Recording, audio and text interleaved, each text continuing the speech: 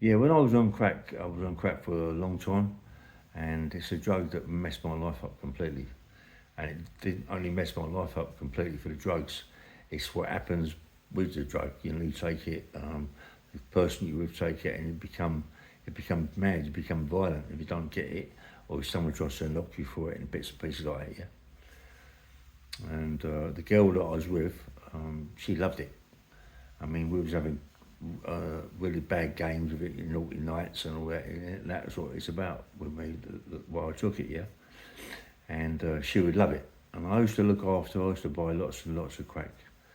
And when I used to leave, um, obviously, so I thought that'd be it. Then she'd go out on the hunt again. And a lot of these girls that are on the crack and also that are prostitutes, they got to walk, yeah. They walk from Shepherd's Bush right along the Uxbridge Road, right through Queensway to Edgware Road, um, go down Edgware Road right to the bottom by Edgware Police Station, but not as far as that, to a place called the Water Gardens Hotel. They cross over near the Victoria Sporting Club and they walk back up Edgware Road, and they go to round the roundabout as such, yeah, and they go back up Uxbridge Road all the way down back to the bush, yeah. But it takes hours. But on the way there, they're meeting guys, and you know, and do whatever they got to do for get some money to buy some crack. And anyway, so I was to look after her, and I said, don't get going down no going for any walks and all that. Look, I bought you enough stuff. That should do you. But she wouldn't listen. She went out on a little walk, and she's got all their parts. She's meeting loads of people, loads of girls exactly like her. They're all going in hedges and bits and pieces, having a smoke, you know, and they keep going. That's what they're doing all night long. And she's gone to Queensway and with a mate of ours, and she's sort of like left them. My mate sort of, I'm going home. Yeah, she said, "Oh, I'll be all right." She went down Queensway and met these two guys, and they got her on the crack. She's all on the crack, but they got a badge on it. Yeah, and she's like, they're loving it. I mean, she's such a beautiful woman, and they're loving it. And they try to steer it back to their place in a really really nice old Georgian house. Yeah, really beautiful place. And anyway, they took her in there, and then they got on the crack more so, and they just started been taking really bad liberties with her, such bad liberties you wouldn't believe it, yeah. And she was in such a bad way that in the end they got her out of the place, dragged her on the pavement and left her. She doesn't really remember what happened, but all she remembers happening was being in Park Royal Hospital. Evidently she's collapsed. They told me they found her in the top of Edgware Road by Hyde Park there, yeah?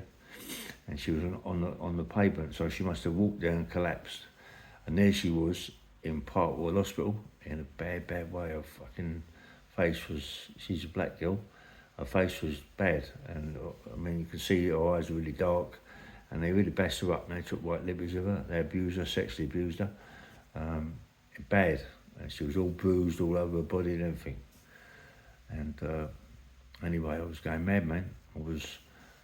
I was like crying with temper, with real bad temper. And I said to the nurse, how long she'd been there for? They said, well, she could be 7 or 8 days because internal bleeding and bits and pieces. They really sort of like done some terrible things to her. I was going mad. All I want to do is find out who these people are, where they are, so I can go sort them out. I'm going mad. I'm walking over Queensway, walking down Queensway, see if I can see a couple of guys getting all the birds. All you're seeing all day long down there at night time is guys with birds, you know what I mean? So what's the point, you know, to wait? And anyway, she got better. And I said, look, do you remember whereabouts she was? And she said, I can remember bits and pieces, but not too much, Ray. I said, look, you've got to take me down there. I was like, you know, like the relief that she was out of hospital and she could show me what actually where they were. And I was fuming, man. I was absolutely fuming. I wanted to rip her head off for what she'd done, you know what I mean? It's caused me more problems that I don't want to be in, you know. Anyway, we're driving about, and she said, "Oh, down there." She went down this road, and this, that, and the other. And then she looks at this Jordan block of flats, beautiful, beautiful house, mate. And she's pointing to it and saying, "That's it there." I said, "Whereabouts? Which one is it?" She said, "The one there with the balcony." I said, "How do you know it's that one? How do you know?"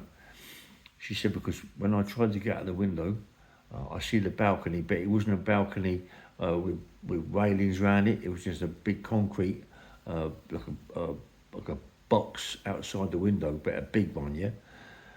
And she said, "I tried to get out, but I couldn't get out there. And I remember it's that one." I said, "Okay." I said, "How many of them?" She said, "Two. Two guys, mate, and they looked foreign." I went, "Mate," I said, "Why? What? Why? It's mad." I said, "Come on." I said, "At least I know the house now, yeah." So I took her back to where she was living, and I didn't give her no stuff, no crack, nothing. I thought, no, she's got to wean off this fucking shit. I'm going to take her to a rehab, do something with her. She needs help, yeah, because she's on it too badly. But it's my fault. I'm the one who's done all this to her by giving her more and more and more. Thinking I'm looking after her, but I'm making her worse. So I got my car, I drive down there, and I got all of my best pals. I said, "Look," I explained to him the situation. He went, "Are you mad?" "Hey, that's what they do, mate. Are you mad?" I said, "Look, it's my girl."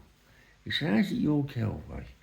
She comes down here, she's walking around Queensway, right down Israel Road, and all them girls are doing it, the prostitutes, mate. It's all in there," and I felt like having a row with my mate. I said, "No, she's not, she wants." He said, "Look, they're all prostitutes, mate. Understand that, mate." He said, "Look, she's got herself in trouble, and it's her own fault. I mean, they took liberties with her, and I can't have it." He went, "Okay." So we drive around by this house here, and I'm watching it, and it's all of a sudden I see one guy come walking down the road, and I'm watching the house all the time, watching his windows. It's dark. I know the house, the balcony. All of a sudden, this guy goes in the house, crash, and the light goes on. Now I've got to get in that gaff, yeah? So I'm waiting outside. I know exactly where to go, where this place is. I'm waiting outside. All of a sudden, I see another guy go in, and I said, "Let us in, mate." I said, "Where are you going?" I said, "No, it's the third floor." He said, "Okay, yeah." But I knew it wasn't him because he didn't say nothing about how I live on the third floor. So he let me in, and he went downstairs to the ground floor, went into a flat down there. Right? So I went upstairs, and now I know where the flat is, right? Mate, I can't help but go in it, right? So I've come back out. I put the door on the catch. I've come back out. I says, "My mate, look, do me a favour, please. Just do me one favour." He said, "What is it, mate?" He said, "Look, I'm going to go upstairs, yeah? I'm going to crash through that door. All I want you to do is stand outside and don't let no one in, please." It was screaming. He said, "Mate, what are you going to do?" I said, "Don't let no one in the flat, well, please." Right? Mate, I crashed the door, and there's this geezer in there, smoking on the gear, sitting down smoking. I went in there, mate. I swear to God, I didn't ask no questions, didn't say nothing. I just smashed him as much as I could. I just kept smashing him, and I put him into the bathroom. The bathroom had a lock on the outside of it, a key. So when I got him in there, chucked him in the bath. When I got him in there, turned the key and chucked him in and left him in there. The door, I smashed the door. So my mate said to me, "Now what are you going to do? The door smashed." I said, "Don't worry, please, just don't worry. Listen, all I've got to do, I'll take you from here, right?" I said, "You go, yeah?" He went, "No, wait outside for you." I said, "All right, wait outside." He's outside, I'm sitting on the stairs. The flat's there in front of me, yeah? I'm sitting on the stairs, but you can't see me on the stairs unless you come right up the top to the flat. So he's in the bathroom. Listen, mate, he ain't going to be awake for ages. I smashed him so bad. Right? I'm sitting on the stairs waiting. all of a sudden this guy came up the stairs, and he wasn't no little guy, he was quite a big guy, you know what I mean? I thought, and anyway, as he walked by me, he see the window, the door like that, and he turned round, and I picked this thing out of my pocket, and I whacked him straight across the fucking nut a bit, yeah? Right across the nut, yeah? I bobbed it down again, right, as it crossed, wallop, down on the floor. I dragged him in the flat. I battered him, man. I smashed him so bad, you'd never believe. I just smashed him to death nearly, mate. I battered him. I beat him black and blue. I kept bashing him. I mean, if I'd have had a fight on my hands if I didn't have the thing in my pocket to bash him up with. I smashed him to pieces, mate. I dragged him along, opened the bathroom door, threw him in the bathroom door, and kept smashing them both. The one guy was still in the bath. He was like in a bad way. I kept smashing that geezer. Come out, lock the door. There's no windows in the bathroom. They can't shatter the window or nothing, yeah? So I left it, and I said to my pal, I said, right, come on, we're going to go. He said, where we go? I said, I want to go and pick her up, yeah? He went, leave her, why you can't go back? I said, I want to go and pick her up. Went all the way back to pick her up, picked her up, I said, you come with me now. And she was okay, but she wasn't okay as such, yeah? And she was in a bad way, but please, I said, you're coming with me. Sorry. Pardon me. I said, you come with me. Took her to the house, took her upstairs to the thing. The door's still on the latch. Took her upstairs because when I left, I put it back on the latch because the guy that come in, he took it back off the latch. So I put it back on the latch. Even me going away, coming back, it was still off the latch. That means no one's come in, no one's come out. I goes upstairs. I go through the flat. The door's smashed. The door, they've got no lock on the door. I just walked straight in. And I said, right, I'm going to show you these two guys, yeah? I'm going to show you these two guys, and I want you to do something to them. Just do what you want to do. I said, hold that. I said, smash them with this. Smash them with this, please. As I opened the bathroom door, the big guy was there, and I hit him so hard, mate, on the chin. I mean, it really, it didn't matter. It didn't matter, or whatever, it didn't matter. He'd been battered so much he couldn't have done nothing. Anyway, he was there. I just smashed him, mate, bashed him up bad again. The guy in the bath was just whimpering like a little baby. He whimpering like a little, two babies, mate, that done something to that young girl, you know what I mean? And she makes me so bad, mate, what she does. I said, right, you got to do something to these. I said, you got to hit them so fucking hard with this, you know. And she battered them. She just smashed them. Listen, a woman can't hit hard, but it made her feel good to do that, yeah. And those geese was screaming, you know, hitting them. I said, you touch her and I'll kill you. And then smashing it. I said, come, let's go. Come out door, locked the door, so they couldn't get out. I just locked the door and went, mate, we went, got in the car, gone. I said, listen, you don't ever again walk up Uxbridge Road to Queensway, to Israel Road. I said, because it's not on, yeah? The only people that do that are prostitutes. And you're not a prostitute, are you? And she just cried her eyes open. I took her back to her place. And I said, look, how you feeling? She said, I need something. I come down, I need something bad. Please help me out. And do you know what? You love someone so bad. You've gone through what I've just gone through, yeah? And I went, I've seen my mate. I went, give me a lift somewhere where I knew where to go. I come back, give her a quarter. I said, look, that's enough there to blow your fucking head off. I said, please, don't leave this fucking house, crash. And that was it, really. And then after that, me and her were still together, but, you know, it wasn't the same as what it was before, because I knew what my mate said, that only prostitutes do it this way. And I knew what she was, and she was a prostitute. But I didn't want myself to know that she was a prostitute. But deep down inside, I'd always known that, yeah? Because the way I was with her, when I met her. So I knew that, and on me buying all that stuff, and she was a prostitute, and it broke my heart. Yeah, so someone so beautiful, and one about beautiful, mate, black girl, so beautiful that she could do that, you know, and then one day I had no money, I was quite skint, and I got involved with this phone warehouse place. Met some people. I needed money. I was getting money, but I didn't have enough money to do what I wanted to.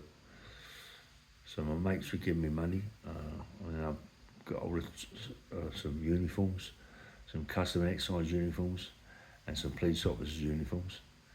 And I thought, I need this bad. I need it bad, man. I need it bad. I already knew that these people had been in it once before and got a load of funds out at the end through the brick wall. So it was my turn to go through the front of it and load up the motor with all these funds. And I didn't care. All I wanted was money, yeah. All I wanted was cash. And what made it worse was that I was also now on the crack really, really bad. You know, being on the crack like that and to do a robbery like that, you got to be off your nut. And I was, and that is why I got caught. Because I was on crack cocaine, and too many people got to know what I was going to do, and too many people grasped me up that wanted me put away because I was become a pain. I become a pain in the butt, where I was just going to people and taking money off them, going in houses and people were putting money on the coffee tables for me, yeah, rather than me just take what I wanted to take, just putting money there for me. I was becoming a pain. But people didn't want me around. There were people who were too petrified, you know, too petrified to say, oh, no way, but take me to the cafe, buy me food, buy me this, and give me money for me to go to get rid of him, you know. But it was come to a stage where I was doing it all the time. I was bullying people, and in the end, people are going to bully you, mate. You know what I mean? And I know I got grassed up big time, and they put me away. And the worst part of it was that when they all come to my house, the police, this, that, and the other, I'd already been in a hotel with the girl that I was with. I'd already been on the crack. I'd already come back to my house with her, being on the crack. She's gone. I'm sure that she was in somewhere in a block of flats, in another flat somewhere, because I could hear her. It was either that or it was a crack psychosis that I had really bad, yeah. I had maybe crack psychosis. So anyway, and then I got a phone call from my sister saying something to me about me, saying, yeah, I'm out of order. And this, next thing you know, my daughter comes in, they nick me, yeah. And when I went to the scrubs, and I got in a cell with this guy, nice guy, at the phone, and I said, can I use it, mate? He went, yeah, go on, sweet. And I phoned up my girl. I said, all right, Bob, I'm talking to her.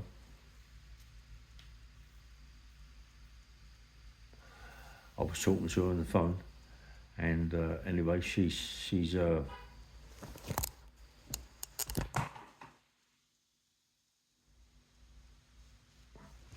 anyway, she was anyway, listen, bang, bang, well, I'll do it, finish it off later, yeah?